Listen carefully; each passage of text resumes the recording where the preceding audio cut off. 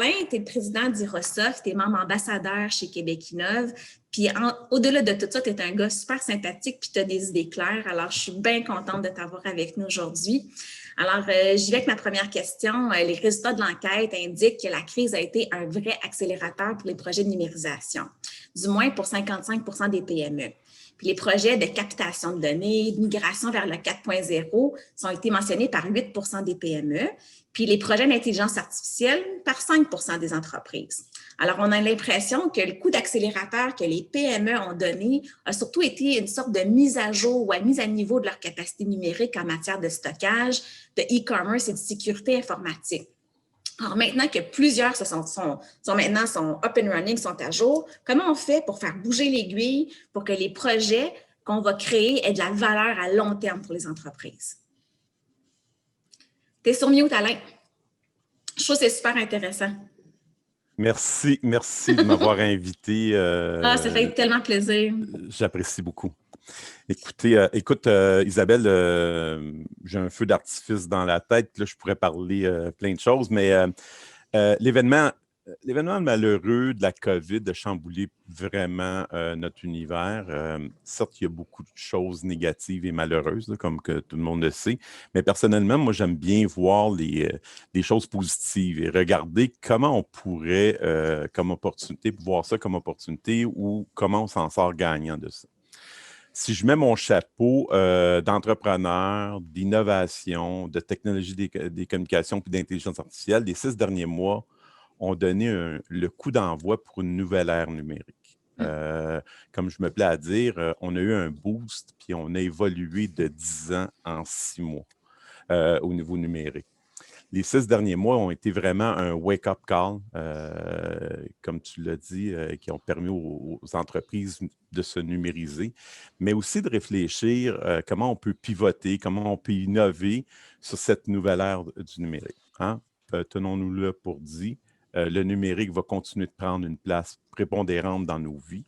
Puis je crois qu'on est à la croisée des chemins où les gens, les entrepreneurs, la société, puis nos gouvernements réalisent que les infrastructures numériques sont aussi importantes que les infrastructures physiques.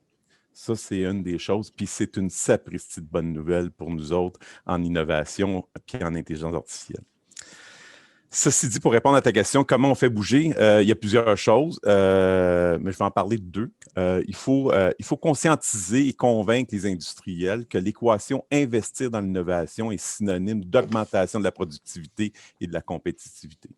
Prenons l'exemple en IA. Il y a souvent des gens vont me poser la question, est-ce que l'IA va remplacer les avocats ou les comptables? Ce que je dis aux gens, je dis, non. Puis de façon invariable, je dis non. Je dis, mais les avocats et les comptables qui vont utiliser l'IA vont remplacer les avocats et les comptables qui ne l'utilisent pas l'IA. Donc, c'est la même chose pour les entreprises. Si ma compagnie, là, on est toujours en vie après une PME, on est toujours en vie après 25 ans, c'est parce qu'on a cru à l'innovation, puis ça nous a permis de rester au-dessus de la vague.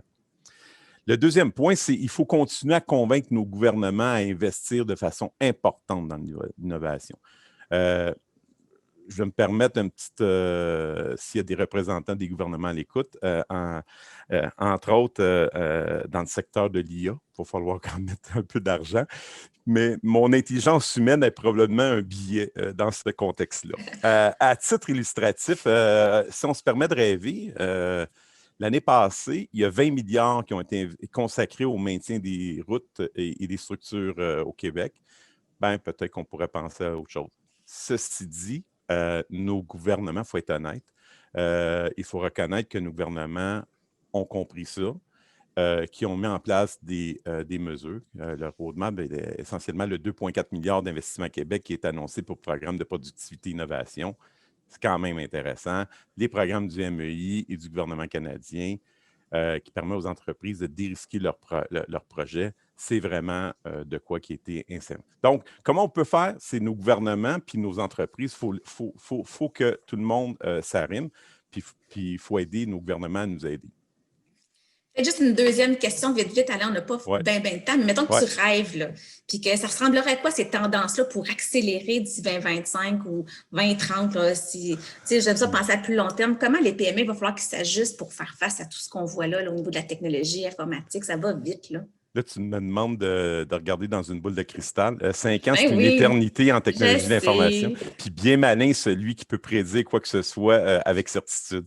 Euh, j'ai dit on était à croiser nos chemins. Je regarde ça d'un point de vue micro, puis si je regarde ça d'un point de vue tendance au Québec, là, Mm. j'aimerais dire une chose. Il y a beaucoup d'expertise au Québec. Puis avant de regarder ailleurs, j'inviterais des gens qui nous écoutent à regarder le savoir-faire québécois. Un peu biaisé encore une fois, mais je pense qu'ici au Québec, on a vraiment des bonnes personnes puis de la bonne compétence. OK. Il y aura beaucoup plus d'initiatives consolidées. On va essayer de consolider il va y avoir plus d'initiatives à consolider les choses dans le futur. Puis je parle principalement en IA, mais on pourrait aussi parler du quantique, qui est une autre chose à regarder. On verra de plus en plus, puis j'ai toujours le chapeau IA, éthique et ces choses-là. 5G. C'est ça. On verra de plus en plus des petits succès en IA qui vont faire atterrir. On va faire atterrir des IA essentiellement dans nos entreprises. Puis ces succès-là sont importants de les faire rayonner parce que c'est comme ça qu'on va aller chercher l'adhésion des gens. On va parler d'IA fiable hein, de plus en plus. Donc, IA fiable, c'est explicable, sécure, valide et responsable. Explicable, être capable de fournir des justifications, des explications compréhensibles aux humains quand on utilise l'IA. Sécure, ben, on a une résilience essentiellement contre des attaques, des choses de même. Valide, on va garantir que les systèmes font ce qu'ils ont à faire. Puis responsable, évidemment, au cadre éthique, juridique et réglementaire, qu'on est des champions au Québec par rapport à ça et principalement à Montréal. Pourquoi? Non seulement pour une grande adhésion, mais aussi pour obtenir l'acceptabilité sociale. Parce que si on veut faire atterrir l'IA, il faut que, vous l'avez vu avec l'application de la COVID, il faut que les gens comprennent ce qu'on fait. Il faut que les gens aient confiance en ça. Donc, lorsqu'on parle d'IA, on parle de maturité numérique, on parle de données. Je crois que l'écosystème de l'innovation, en collaboration avec nos gouvernements, viendront mieux encadrer tout ça, si je regarde avec une boule de cristal. Donc, on devrait voir arriver des projets de loi, des choses de même qui vont arriver, mais il faut qu'on travaille tous ensemble pour pouvoir faire atterrir ça dans nos industries, puis créer vraiment de la compétitivité, puis créer de la productivité dans nos entreprises. Donc, Puis je sais que tu vas être au rendez-vous, Alain, aussi, quand on va parler de tout ça. Alors, c'est bien rassurant pour l'écosystème. On a plusieurs joueurs aussi alentour qui vont être là pour t'aider et nous aider. parfait. Alors, merci beaucoup de ta participation. Je saute maintenant rapidement à notre deuxième invité qui a été membre du conseil d'administration de Québec Innov depuis les tout débuts. Alors, c'est un plaisir de vous présenter Marie-Claude Lagacé. Elle est PDG chez Humanovis. Puis au fil des mois et des années, c'est vraiment quelqu'un que j'admire. C'est quelqu'un à qui c'est toujours plaisant, avec qui discuter, qui a une vision différente parce qu'elle nous parle toujours d'innovation sociale, puis pas oublier l'humain derrière tout ça. Alors, on le sait que la crise, Marie-Claude, on a eu beaucoup de stress, tout le monde, les gestionnaires, les employés, les collaborateurs. On a beaucoup parlé aussi de santé mentale au fil des dernières années. Puis on a, dans le sondage qu'on vient de voir, le 50% des PME nous ont dit qu'ils ont modifié leur modèle d'affaires dans le contexte de la pénurie, pas de la pénurie, mais de la pandémie. Et puis, 14% nous disent avoir modifié aussi leur méthode de travail, donc les procédés de gestion. Beaucoup de changements rapides se sont faits au début de la crise, puis beaucoup de changements plus fondamentaux vont continuer à se faire dans les prochains mois, les prochaines semaines. Alors, comment l'innovation sociale peut mieux préparer les équipes à ces changements, puis créer vraiment de la valeur pour les PME qui implantent ces changements-là? Déjà, je trouve ça intéressant qu'à Québec Innov, vous ayez comme premier sujet, vous ayez appelé la transformation numérique l'humain et la technologie, plutôt que de dire l'humain ou la technologie. Ça, c'est déjà très pertinent parce que dès la première vague, la plupart d'entre nous, on l'a vu, il fallait opérer un virage numérique si ce n'était pas déjà fait. Il fallait aussi mettre de l'emphase puis accorder de l'importance aux personnes dans les organisations parce que c'est souvent notre première ressource.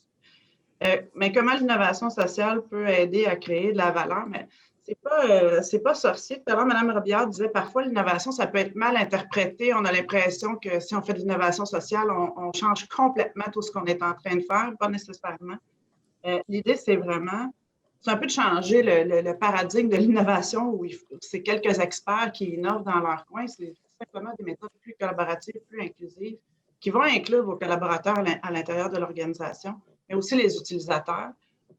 Alain, vous venez juste de parler de l'importance de la confiance et de la compréhension des personnes à l'égard de la technologie, mais plus tôt on intègre les utilisateurs, plus justement on crée ces liens de confiance-là, puis la compréhension est là dès l'amont parce qu'on utilise les connaissances finalement de l'ensemble des acteurs.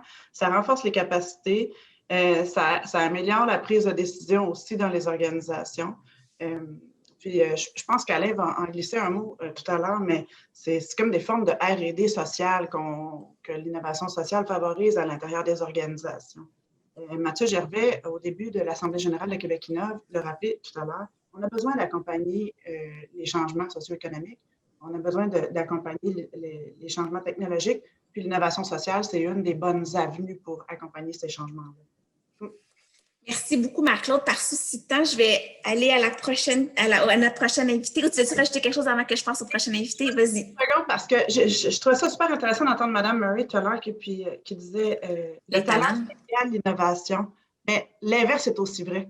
Hier, j'étais dans une grande organisation où on fait un projet d'innovation qui s'adresse aux utilisateurs, qui s'adresse à leurs clients. Là, ça ne s'adresse pas à l'interne. Les gestionnaires disaient avoir des projets d'innovation, ça peut nous aider à garder des talents. Puis ils nommaient des gens qui allaient mettre sur ces projets-là pour pouvoir les retenir à l'interne. Fait que oui, talent égale innovation, projet d'innovation égale rétention des talents aussi.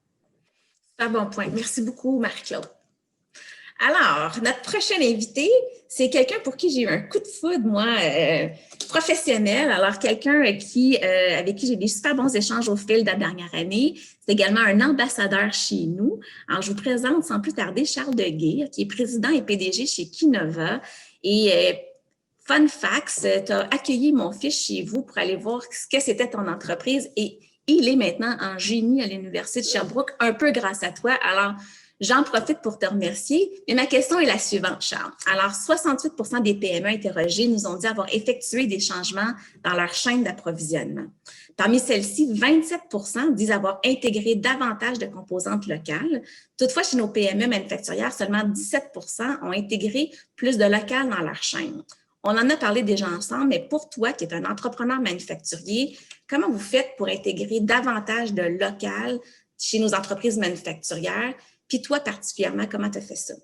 Oui, merci beaucoup de la question et très heureux pour ton fils. On a converti un de plus. J'aurais préféré la TS, mais Sherbrooke, c'est quand même bien. Qu'est-ce que tu veux? On les aime beaucoup, nos universités québécoises. Pour intégrer davantage de local, c'est vraiment de se donner la mission de le faire puis de le mesurer. Dans notre cas, c'est ce qu'on a fait. Puis je vais donner l'exemple concret de Kinova. Les cycles des manufacturiers aussi sont parfois plus longs. Fait que nous, on fait du medical device, des instruments médicaux. Les cycles pour changer des fournisseurs, c'est un petit peu plus long. Mais je dirais qu'aujourd'hui, ce qu'on voit, c'est qu'il y a une vague qui est partie. Il y a un momentum qui est parti, puis peut-être qu'il y a juste 17% aujourd'hui que c'est matérialisé. Mais moi, je peux vous confirmer que chez Kinova, ça va être un beaucoup plus grand pourcentage que ça qui va poursuivre dans les prochaines années. Fait que ça, c'est super intéressant. J'ai hâte de voir les résultats du sondage l'année prochaine puis les autres années d'après parce que vraiment, on la sent, cette vague-là, où est-ce qu'on a réalisé qu'on avait plein de bons partenaires qui étaient locaux. Le fait de ne plus pouvoir voyager ou de limiter nos voyagements, ça nous a un peu forcé la main, ce qui est une très bonne chose. Fait que l'environnement nous a forcés à venir. Cette vague-là est partie. Ça, c'est d'un. De deux, pour encourager ça, nous, on les célèbre. Donc maintenant, dès qu'on a des nouveaux fournisseurs, des nouveaux partenaires, on prend le temps de poser la question, « Hey, ils sont basés où? Ils viennent de quelle ville? » On avait des T-shirts dernièrement qui arrivaient, ça vient de Beauce. On a pris le temps de partager à toute l'équipe, ça vient de Beauce. Ces équipements-là, on a des cases qui viennent de Terrebonne, qui est juste à côté de notre usine. Et un fun fact sur Plasticase, avec qui on travaille depuis des années. On avait commandé sur Internet chez eux, puis à un moment donné, c'est la représentante qui nous dit « Vous pouvez passer chercher votre commande. » Puis nous, on n'a jamais réalisé qu'il était à 15 minutes de notre usine. Fait que des fois, on a ces belles petites trouvailles-là qui arrivent à la toute fin, mais en posant continuellement les questions, ça vient d'où à nos équipes, mais les deux aussi posent la question et on fait vivre cette localité-là, cette origine-là des composantes qui est vraiment nécessaire. Chez nous, on s'est vraiment donné la mission, là, que ce soit des produits ménagers, aux vis, aux équipements d'emballage pour les envois, aux sous-traitants aussi qu'on va aller chercher, qui est une partie importante. Puis on le mesure. Donc, on s'est pris des commitments, on veut augmenter notre part. Donc, une fois que c'est un objectif qui est mesuré, vous avez des chances de l'atteindre avec un beaucoup plus gros taux de succès. Donc, très content que l'étude ait mesuré cette composante-là. J'ai hâte de voir les résultats dans les prochaines années, mais je suis confiant que cette vague-là est partie, puis que nos manufacturiers, non seulement avec ce qu'on produit aujourd'hui, mais nos prochains produits à être mis en marché aussi, vont intégrer davantage de composantes locales. C'est intéressant parce qu'un entrepreneur qui entend un autre entrepreneur parler de sa recette, qu'est-ce qui fonctionne pour eux, puis que c'est peut être fait aussi à coût abordable, puis que de travailler local ou d'utiliser des joueurs locaux peut entrer dans votre chaîne, bien, c'est intéressant pour eux aussi. Puis je les invite à te parler ou à penser local. Alors, ma prochaine question, c'est un des éléments qui semble important aussi pour nos PME, c'est une meilleure adéquation entre la main-d'œuvre puis les besoins des entreprises. Alors, la question de la formation continue d'être importante pour les dirigeants, mais aussi pour les employés. Alors, comment on fait pour développer des compétences stratégiques en matière d'innovation? Puis comment on peut développer une culture de la formation continue et du recrutement qui donne une valeur à long terme pour l'entreprise? Puis, on a déjà discuté de ça chez vous, là, alors je suis intéressée à voir que tout le monde puisse entendre comment vous faites ça. Oui, nous, c'est vraiment premièrement, je dois être très honnête, Kinova, c'est ma première emploi depuis l'université. Donc, j'ai tout appris en tant que gestionnaire durant mon temps chez Kinova. J'étais donc obligé de me former en continu et de faire partie des regroupements, d'aller chercher des formations à l'extérieur. Fait que ça fait vraiment partie de notre culture, de notre ADN. Tout le monde en fait de la formation, du président au concierge, passant par la ligne d'assemblage. Tout le monde fait de la formation continue. Donc, les gens qui n'en feraient pas se sentiraient exclus. Et c'est la bonne manière de le voir. C'est vraiment la manière où est-ce que la norme, c'est la formation continue. Et il n'y a personne qui veut être en dehors des normes tant que ça. Donc, ça c'est un premier élément qui fait partie de notre culture. Le deuxième élément qui est important, c'est de forcer les gens à sortir des zones de confort. Et c'est là qu'ils réalisent qu'ils ont besoin de nouveaux outils. Et là, tout prend son sens. C'est faire la formation parce que tout le monde fait de la formation. OK, les gens vont embarquer dans le bateau. Mais quand on a un nouveau modèle d'affaires, quand on a un nouveau marché à développer, on a un nouveau produit, on intègre de l'intelligence artificielle, on intègre des robots dans une usine que c'est la première fois, c'est des éléments déclencheurs sur lesquels on peut bâtir en tant que leader pour créer un programme de formation. Tout le monde comprend, j'ai jamais intégré de robot, j'ai jamais intégré d'intelligence artificielle, j'ai besoin d'apprendre. Fait que cette nécessité-là de l'apprentissage ouvre une porte à systématiser une culture plus permanente au niveau de la formation. Donc, utiliser ces éléments-là où est-ce qu'on sort les gens de leur zone de confort, comme dans la crise sanitaire, pour renforcer le besoin de formation continue. Nous, on le fait agréablement et toujours. Tantôt, on parlait de l'intelligence artificielle. Donc, nous, les gens sont déjà habitués de voir des robots, mais quand on parle d'intelligence artificielle, quand on parle du nouveau ERP, quand on parle de nouveaux outils du 4.0 dans notre usine, nous aussi, on sort nos équipes de leur zone de confort. Et là, les yeux s'ouvrent avec « maintenant, j'ai besoin de nouveaux outils ». Donc, ça, c'est une recette qui a très bien fonctionné. Généraliser la formation, vous êtes les premiers à devoir prendre la formation pour donner l'exemple et ça va vraiment là, embarquer un mouvement. Ça marche bien chez nous, je suis certain que ça peut marcher chez vous aussi. Super. Mais merci, Charles. Notre prochaine invitée, elle n'a plus besoin de présentation, je ne sais pas. Il me semble que tout le monde te connaît, Véronique, mais pour moi, c'est un réel plaisir de t'accueillir à ce panel. Tu sais que ta vision stratégique, ton sens politique font de toi un partenaire de choix. Alors, je suis vraiment contente que tu sois avec nous. Alors, je vous présente sans plus tarder Véronique Proulx, qui est la PDG de Manufacturiers Exportateurs du Québec. Bonjour, bienvenue avec nous aujourd'hui, Véronique. Bonjour à tous. Salut. Alors, notre enquête démontre que les PME de 25 employés et plus ont été 69 % à utiliser des programmes d'aide gouvernementale.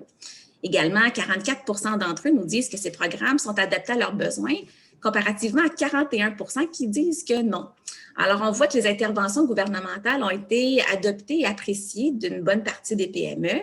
C'est quoi les apprentissages qu'on peut faire pour adapter encore mieux ces programmes-là pour qu'elles soient encore plus flexibles pour nos PME?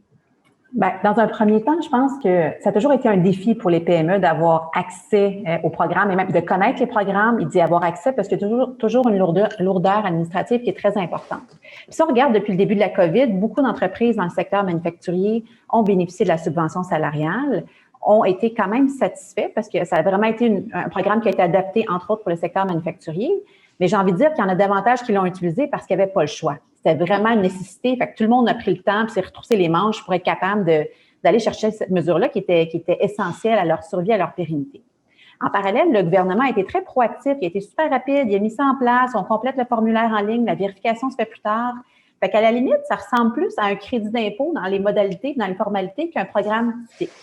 Alors, pour moi, il y a quelque chose d'intéressant là-dedans. Un, la nécessité. Deux, la promotion qu'ils en ont fait. Tout le monde était au courant que ça existait. Puis trois, la façon d'appliquer. Et moi, je pense que c'est quelque chose qu'on pourrait regarder pour le futur, que les gouvernements devraient regarder.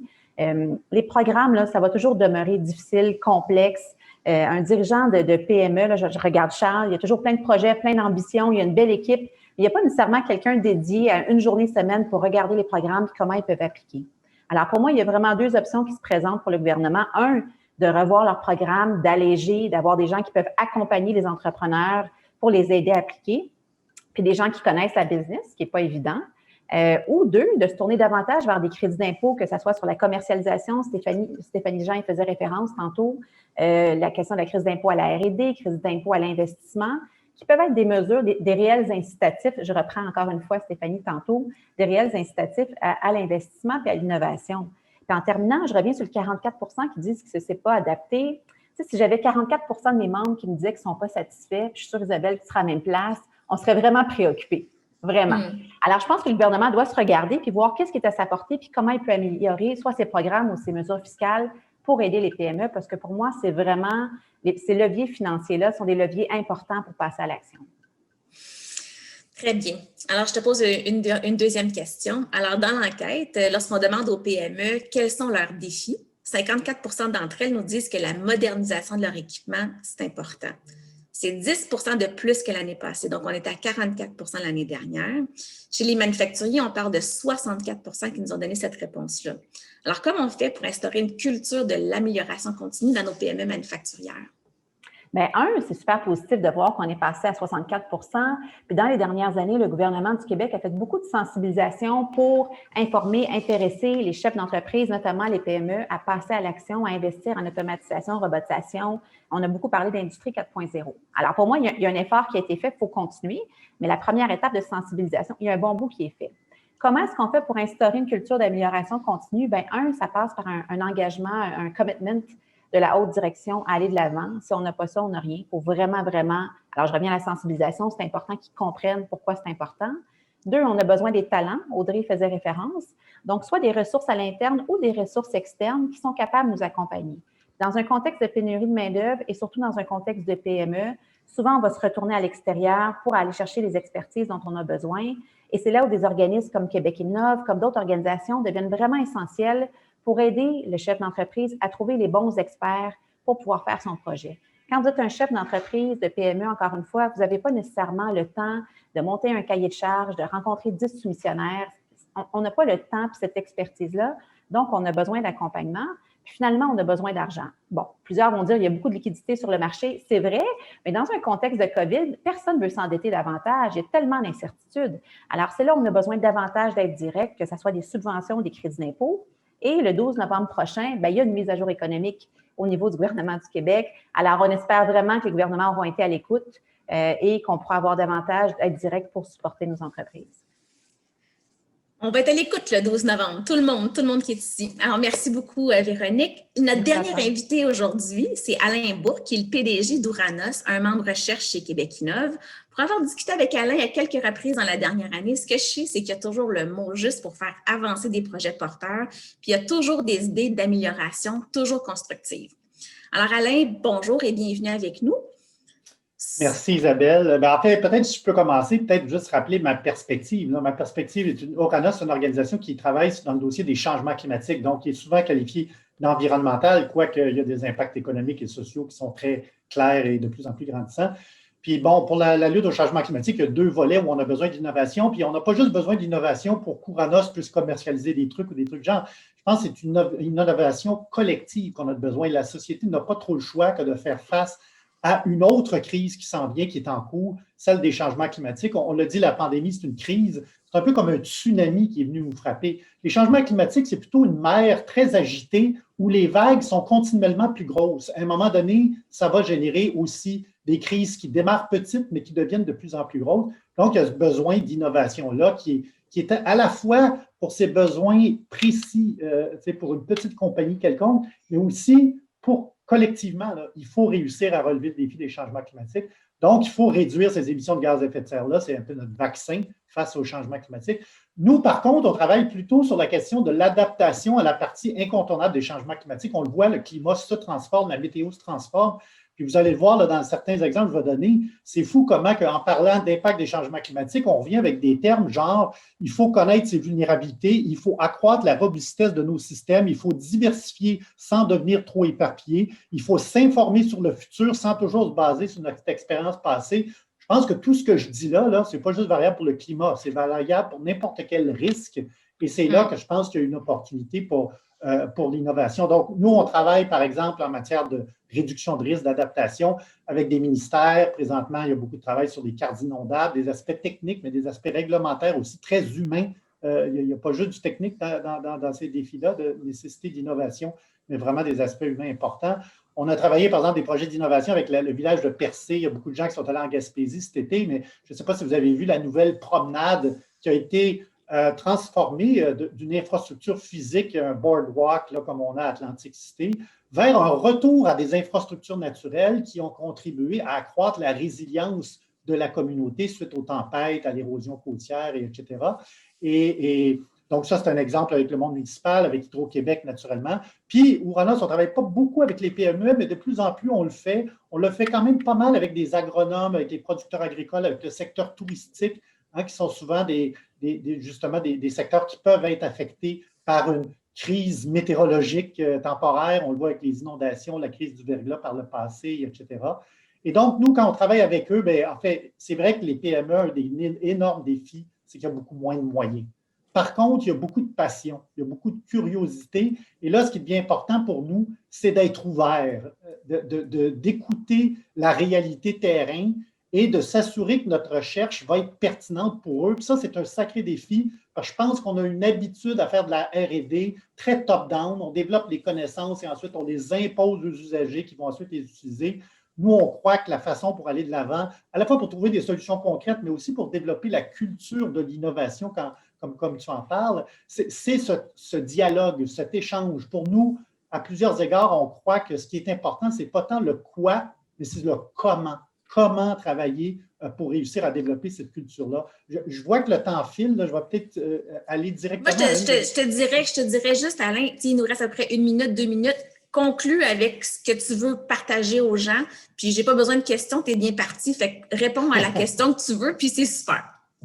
Bien, peut-être le point que je voudrais vraiment rajouter, c'est le fait que dans le dossier des inondations, par exemple, on travaille avec beaucoup d'acteurs. Puis, ce qu'on est en train de découvrir, c'est par exemple dans notre aménagement du territoire en lien avec les inondations, on constate que la société québécoise et nord-américaine en général a beaucoup une culture de l'opportunité. C'est-à-dire on court après les opportunités à gauche et à droite, ce qui est correct, là, parce que ça donne des idées puis ça nous pousse à aller voir vers l'avant. Par contre, il faut le faire de façon stratégique et logique. Il faut aussi avoir, moi, ce que j'appelais souvent la culture du risque ou de la bonne gestion des risques, que toi, tu as appelé aussi à plusieurs égards la culture de la résilience. Puis j'aime beaucoup plus ce terme-là parce qu'il est davantage positif, il est davantage orienté vers les solutions que le terme culture du risque qui sonne comme quelqu'un qui veut empêcher les choses d'avancer, à toujours essayer d'intégrer les différents risques. Mais je pense qu'il faut avoir cette culture-là de la résilience. Donc, c'est-à-dire oui aux opportunités, mais il faut aussi être stratégique et pleinement regarder tous les risques qui peuvent pointer à l'horizon. Puis à chaque fois qu'il y a une crise, c'est toujours la même chose. C'est ceux qui sont résilients qui s'en sortent le plus. Il n'y a pas de doute là-dessus. Ça va continuer à se produire dans le futur.